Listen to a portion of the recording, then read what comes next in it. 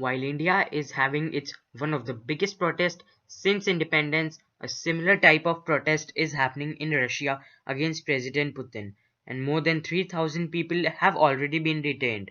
We'll see in this video what led to this situation and the extent to which even a democratic government can go to eliminate an opponent.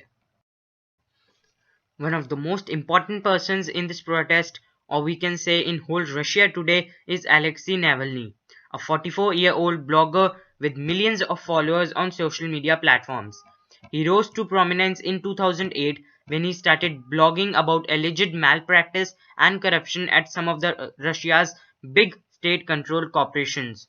He started becoming a minority shareholder in major oil companies, banks and ministries so that he could ask awkward questions about holes in state finances. On social media, he reaches out to a mainly young audience with sharp, punchy language mocking the establishment loyal to President Putin. Before the 2011 parliamentary elections of Russia, he urged his blog readers to vote for any party except United Russia, the party Putin belongs to, which he dubbed the party of crooks and thieves. United Russia won, but with a much reduced majority, and soon after widespread allegations of vote rigging prompted protest in Moscow and some other major cities. Following the protests, Mr. Navalny was arrested and jailed for 15 days, and since then he has been arrested repeatedly. When he was briefly jailed in July 2013 for embezzlement in the city of Kirov, the 5-year sentence was widely seen as political.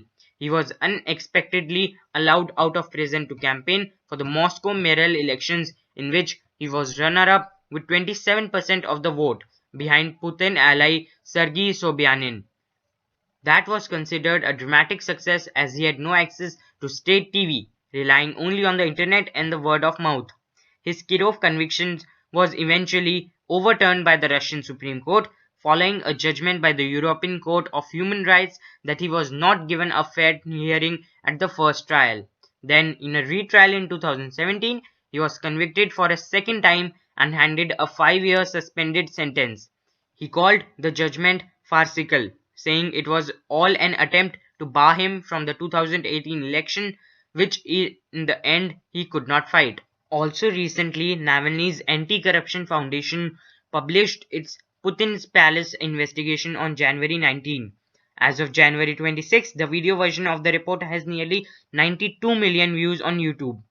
The investigation maintains that a $1.35 billion luxury residence was built for President Putin near the Black Sea resort town of Gelendzhik.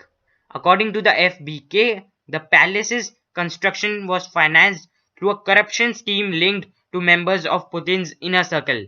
In August 2020, Mr. Navalny was poisoned and then he went to Germany for treatment and returned from there a few days back only. But he was arrested and further remanded in pre-trial detention for 30 days despite demands by the United States and some European countries to release him. This is when he called for nationwide protest. The August incident was not the first time Navalny was poisoned.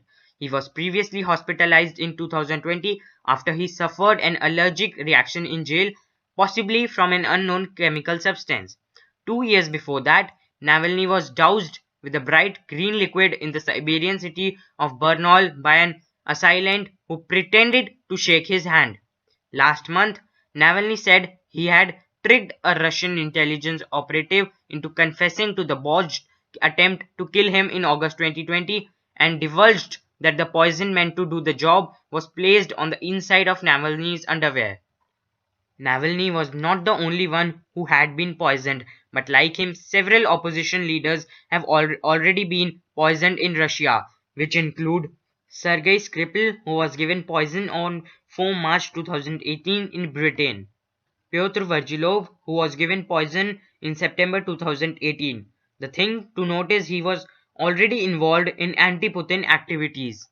Alexander Pereplychny, who was given poison way back in 2012 in a teacup, and many more opposition leaders. Many times, social media has been blamed for spreading fake news and doing many things wrong, but this protest has shown that social media can be very useful when people want it to be. Such usefulness is shown in protests like this. Social media has played an important role in mobilizing popular support against Putin, especially the app TikTok, which has played a major role in this protest. It has been so much useful in this protest that Russian government has threatened to impose fine if it does not remove the videos which show people protesting against Putin.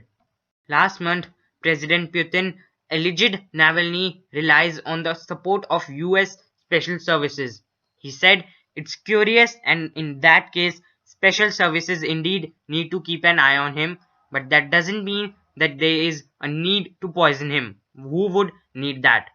Putin, who is entering his 22nd year in power, has even told journalists with a laugh that if Russian operatives wanted to kill Navalny, they would have probably finished the job.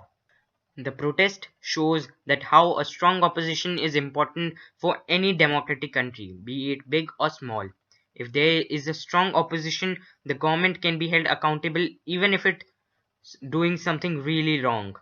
This is the basic problem in today's India, the absence of a strong opposition at the national level.